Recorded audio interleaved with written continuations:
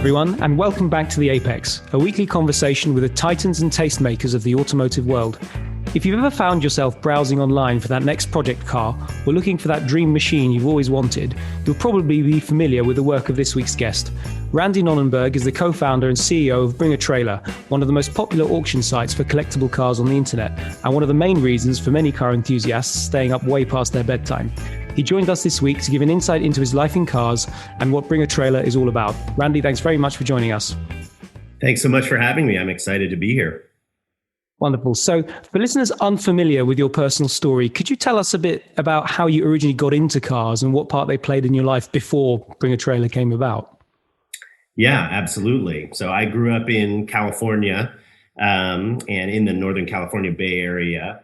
And I lived in a town that was basically halfway between Laguna Seca Raceway and which most of your audience has probably heard of, and another raceway called Sears Point International Raceway. And they were both about an hour in either direction. Mm-hmm. And growing up in the early 80s and through the 80s and 90s, vintage racing was actually just starting to be a thing. And so my dad was really into that, and my relationship with my dad is what has always just sort of, fostered automotive enthusiasm. He was into cars before I came along, but the way we could do it together really made for a sort of shared passion and a fun pastime. And so being close to those racetracks, we would go to, American races there, right? SCCA races, and then vintage races where the paddocks would be this amazing sort of variety of all types of cars. And that is kind of what has set up the DNA of Bring a Trailer, the variety on BAT. You can get an American car, you can get a British car, you can get something newer, something older, something racing inspired, or a truck, right? I mean, those paddocks back in the day, I just remember being everything from the privateer with the single axle trailer, or who drove their race car to the event and then raced it and then drove it home, to the person with the mega transporter and the staff and all that sort of stuff. It was just that variety of automotive enthusiasm and sort of sensory overload was what really excited me about cars and inspired my first cars when I was young that I wanted to turn wrenches on. And then it has led all the way to BAT in the present form. So fantastic. So speaking of BAT, so how did that start in particular? And how did you go on to grow it in the early days? Because I know that it changed form. It wasn't always what it was today. Yeah, absolutely. Well, I mean, it's been around for a while now, right? It's not really a startup type enterprise anymore. It started in 2007. So we're already, 14 years into it. And in the early days, it was inspired by a relationship I had with a friend from university, and I helped him find a car, and he really just pointed out and highlighted for me. He's like, Randy, you are all over the internet all the time looking for all these cars, none of which you're going to buy, right? I didn't have any spare money at the time, and it was just like a pastime for me. I lived in San Francisco where housing's very expensive. I had a one car garage, and it was for my wife and my one shared car. And so there wasn't a lot of room to be, dragging home projects and that sort of stuff. But I still filled so many hours with going on, websites looking for cars all over the place, just because I found it interesting and invigorating. And so he said, over beers one night, he's like, you spend all this emotional energy finding all these cars, and then it just goes to waste. At the end of the night, you find it's eventually bedtime or whatever, and you just, close out your browser, and all that research that you did goes away. He's like, you ought to post some of this stuff, and we ought to turn on a website where you could post about what you're finding. So yeah, the early days of BAT, January 2007, I tried to post about one car that I found on every single day, right? Like I'd find 50 cars, but the best one, whether it's a good deal or it's an opportunity or it's really rare, or I don't know, it's just eye candy or something neat. I would write a little blurb about it and post the photos and post some links. And those were the early days of BAT, which is very different than a big, auction enterprise like we have now. That's interesting because that curation approach, I know that that is one element that you guys have carried through to this day. And obviously BAT is now, one of the biggest auction marketplaces on the internet. Can you tell us about that approach and what influences the team's choices? Yes, absolutely. Well, I mean, in auctions, now that it's an auction and a bidding platform, scarcity and sort of specialness obviously are what works at auction. If an auction ends and then the exact same item is going to show up tomorrow, there's no real urgency. And I mean, this is not our invention. This is auctions sort of since the beginning of time. Like if you have a one of one sort of special item or one of not very many, that special Sunbeam Tiger or that special, whatever it may be, Datsun 240Z shows up with the right color and the right condition and the right wheels, right? Like, is another one of those going to show up tomorrow? Maybe not, right? So now's the time, and it creates that sort of urgency whereby bidding and a sense of urgency is sort of the magic that makes auctions work. But yeah, I mean, curation on our site, and there's long been a community discussion around like, what is a BAT listing? What is a BAT car, right? And in the early days, I mean, how I described it, it was me in my basement looking at classifieds. So naturally it tended towards the stuff I like. And thankfully, what I described earlier, I mean, I have a pretty diverse tastes, right? Like I like stuff from all over the map. I'm not just a Porsche 356 guy or just a, Mustang guy, but so that variety was good, but it needed to spread beyond that and beyond just my taste. So thankfully, when we started building out a team, and now we have, a team of people curating, it really just needed to measure for that specialness and quality, and started really to evolve and needed to have the seller started to need to be part of the curation component, because we need to have a good seller that's being, truthful and transparent and willing to discuss their car in the comments and that sort of thing.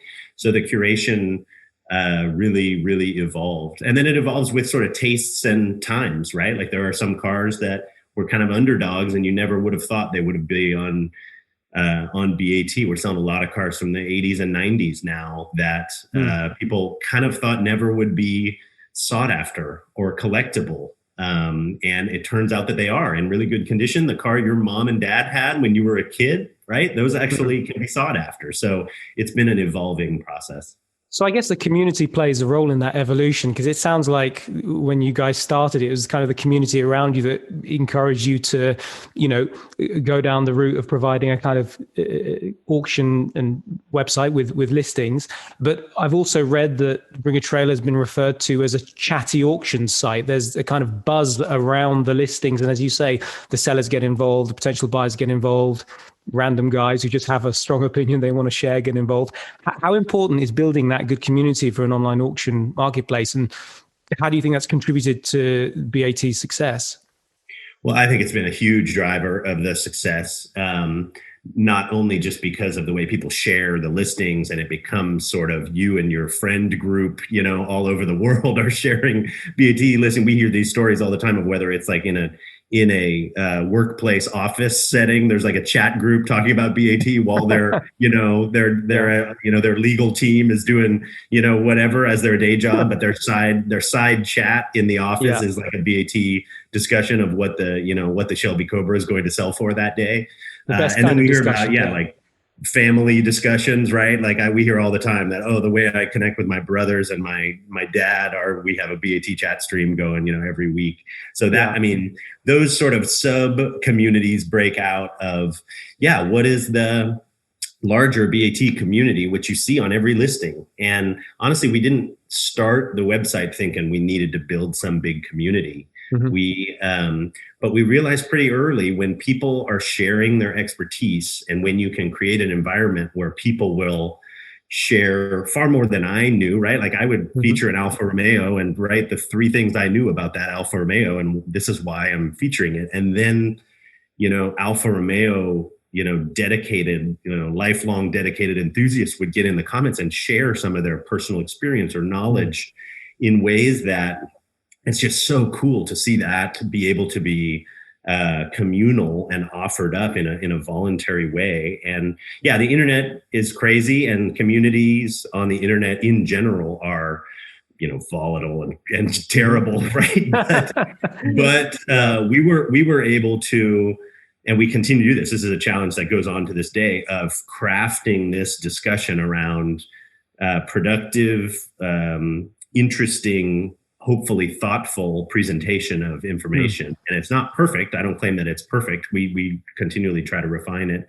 And everybody is given an opportunity on their first try, at least, to be respectful and helpful and to contribute. But we do have to police that. But I think it's really different. And I mean, obviously, no stranger to you is the sort of similar to BAT sites that have popped up all over the place, including in the UK. And the real difference is, there were 7 or 8 years before we launched auctions of just fostering and building that community. And I think it's just a really different experience on BAT when you have as many people as engaged as we do on every single listing, from a $2,000 car to a $1 million car. They're crazy engaged on dissecting it and talking about it.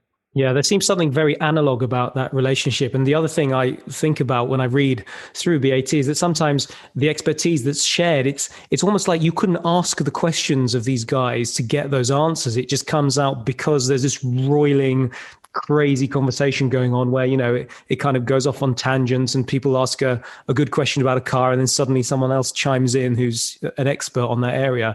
It seems very difficult to, as you say, plan that. Yeah, absolutely. I mean, I don't think you can just turn on a website and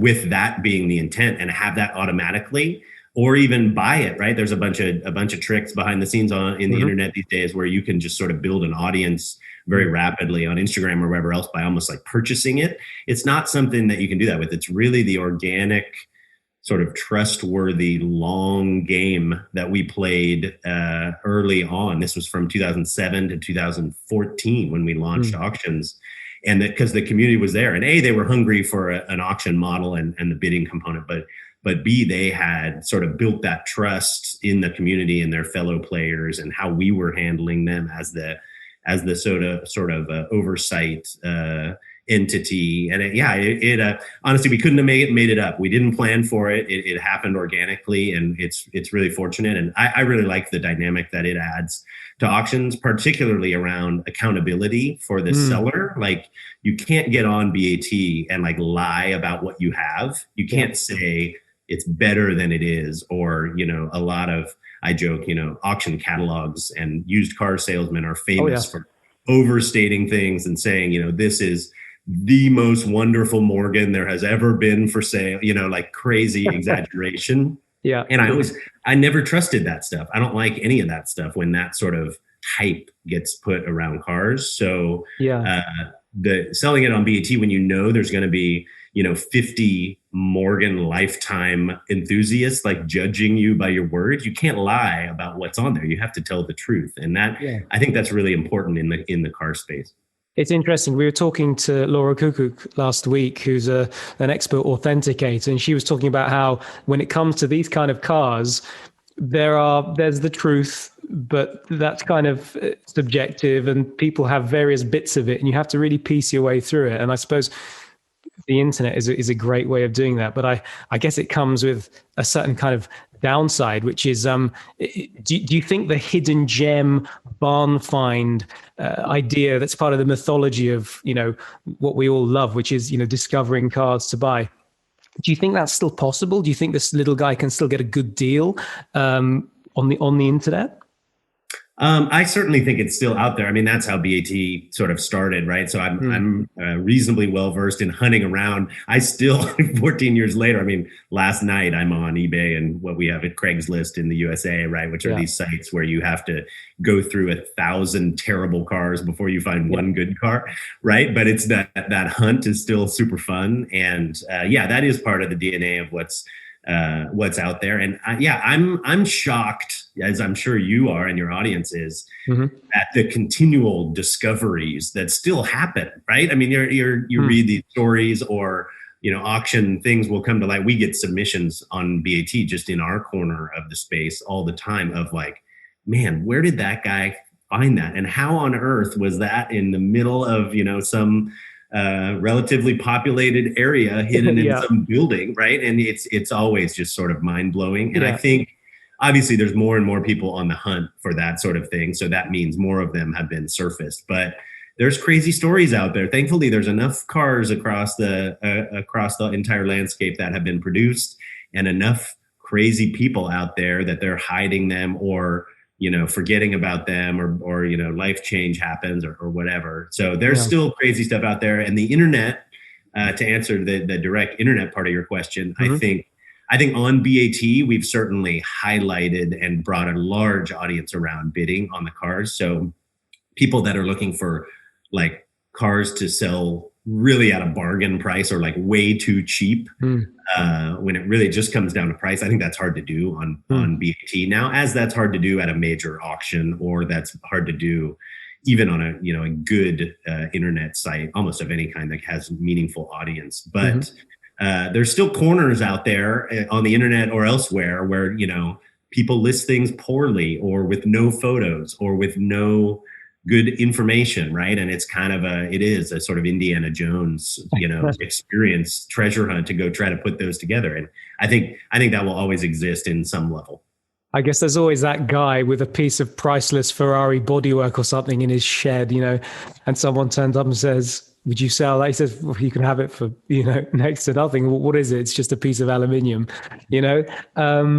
It's just on that kind of thing. What are some of your favorite auction stories, or particularly memorable cars that you've sold on BAT? And maybe it doesn't necessarily have to be something hyper expensive. It might just be some cool old timer that was, discovered somewhere and brought to light to the shock and awe of the users.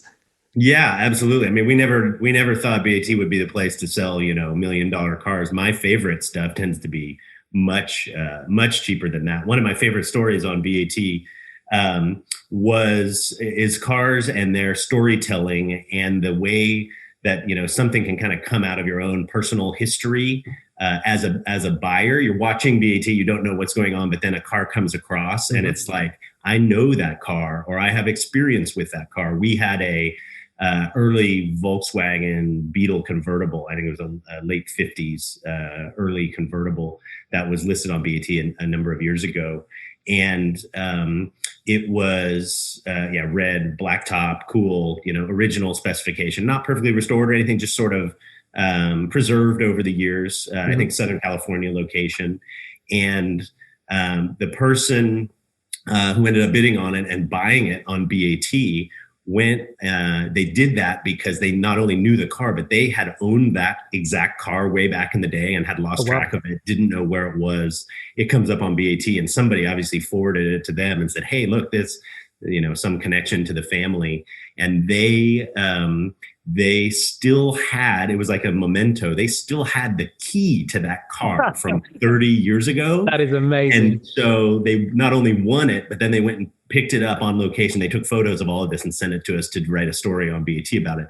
But they had the key like in their key drawer, and they took the key and opened the car and started the car with their own key that they still own, and got their old car back. And they probably never would have done that if it wasn't for the reach of BAT and that sort of storytelling component, which was really the romance of it. That is such a wonderful happy ending to that. And I mean, in terms of high value cars and the kind of newer sort of thing, is there anyone that stands out for you recently, whether there was a huge discussion or a very protracted selling process, or something that really got the community sort of fired up? Yes. I mean, the big dollar cars, as you know, like those always make headlines everywhere, and they tend to be wonderful sort of landmark type models, right? I mean, you list a BMW 507, you list a Mira, you list a 300 SL, even more modern, we listed what's called a Celine S7 LM spec car, which is really, esoteric, one of three made.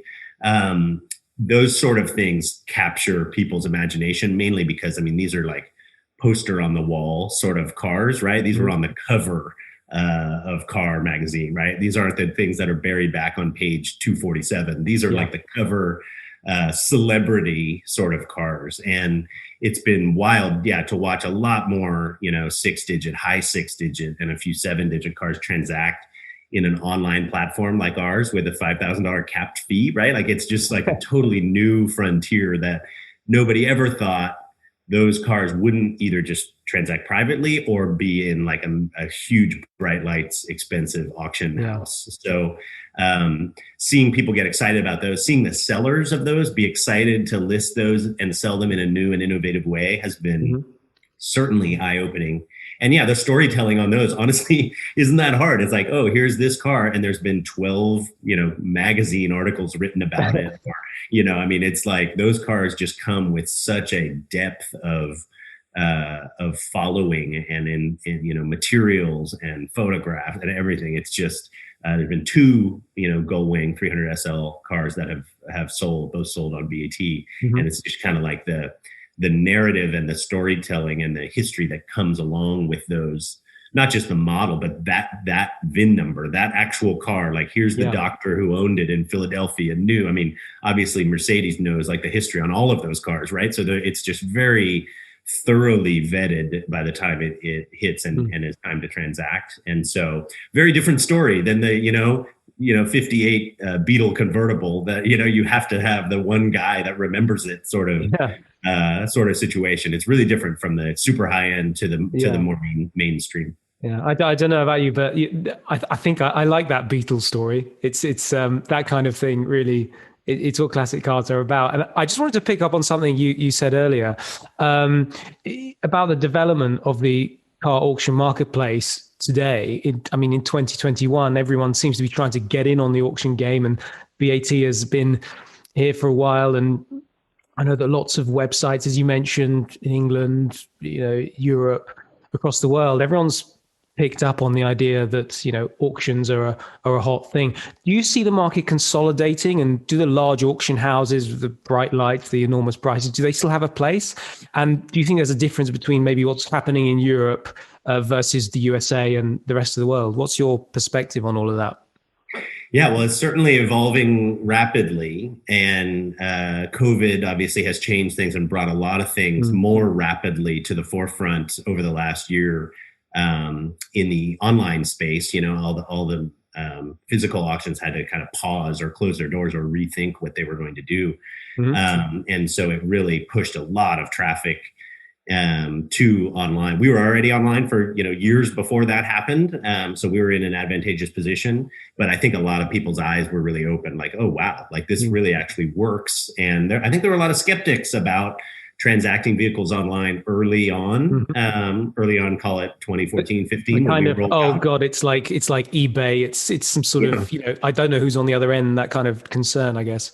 Yeah, absolutely. There's certain and worthy concern, right? I mean, buying a car on eBay there's not a lot of oversight, and there's no phone number to call. There's right. I mean, some of those it was tricky, and it still is. But I mean, I bought cars on eBay. Sometimes you just accept that risk and just go for it, right? Because it's an emotional thing. But I think being able to refine that model, the reliability, the things you just had concerns about, right? The trustworthiness, the viability, is this car real? Where am I sending my money? All those sort of things. We obviously saw an early way to refine that and elevate that whole experience, and others are seeing it too. And it took a while for obviously a lot of others to show up, and for the big auction houses to need to build an online component. But I think, the entertainment value of an in-person big tent auction, obviously it's almost like a totally different value proposition that they have. Like, you've probably been to those, I've been to those, and it's, it's like a car show in front of you. It's very physical. And they charge you for that, right? They charge you a ticket at the gate, and they charge you $12 for a beer, and they charge you, and you have to dry clean your best suit, and it's but it's like going to a sporting match of some sort or whatever, right? You kind of know it's going to be really expensive, but it's like there's an entertainment factor. So I think those sort of experiences will go on in those companies. There will be the RMs and the Goodings and the Silverstone you guys have over there, which I'm very jealous of, right? I mean, there's companies that do a genuinely really good job at doing that sort of stuff, and they get amazing inventory and they sell it, and as long as they can keep getting the inventory, they'll be fine. If all of their customers decide to go online, they're gonna have a problem, and we'll have to watch what happens with that. But I think so many of those are, relationship based and great, almost enthusiast run, some of those companies, right? So they do a good job, and I really respect that. And I just think that for the kind of volume, right? I mean, BAT's up to 400 cars a week, right? And Wow. and there's no slowing down. There's more people that want to be on BAT than we can even handle. So, I mean, there's so many cars out there that want to transact and need to transact. And I think the world is steering towards a, just desire for a lower fee, more convenient model. That's why the online component works so well. So I think a bunch of people are going to rush in. What won't survive will be the sort of naive people that think you can just turn on an auction site and everything's going to go great. I'm going to be a millionaire. I'm just going to turn this thing on, and there's a little bit of a rush to jump in and everybody's going to have their own auction. I don't think the dynamics actually will work like that. You may remember back in the day, there was Yahoo auctions that tried to compete with eBay, and it kind of, if you're the second or third or fourth coolest auction, you tend to get the second or third or fourth coolest inventory. And so everybody just really actually wants to go to the best one. At that time online, it was eBay, right? And you can argue till the cows come home about which physical auction is better than the other one. And there's there's enough room for a few to coexist, but we don't need 50 or 60 online auctions, right? It just gets too difficult. And the customer or the audience just wants to remember, maybe a small handful of them, but when the 100th online auction launches and all they sell is, Suzuki motorcycles only, it's like so narrow. It'll be so narrow that it's just kind of, there's a few really deep enthusiasts there, but what you really want is the broader variety and audience. And so there will be sort of the top players, and then I don't know if some of those smaller ones will survive, and maybe we'll need some years to figure out what happens. That's a really interesting perspective.